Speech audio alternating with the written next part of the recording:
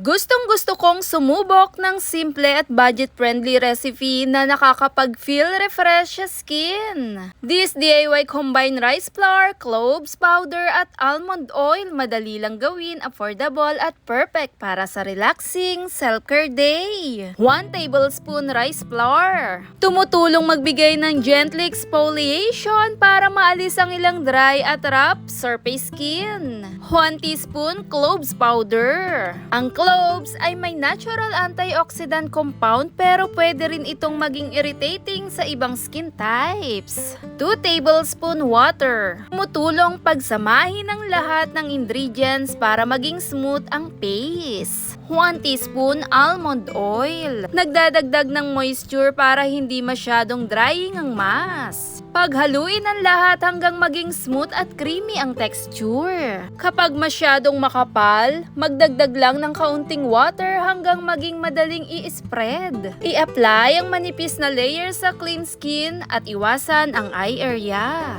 Iwan ito ng mga 10 minutes, then banlawan gamit ang lukewarm water. Hindi ko kinukuskus ng madiin hanggang inaalis ang mask. Mas gently ka sa skin mo, mas magiging comfortable ang peeling pagkatapos. After banlawan, mas soft ang peeling ng skin ko at mas fresh ang itsura nito.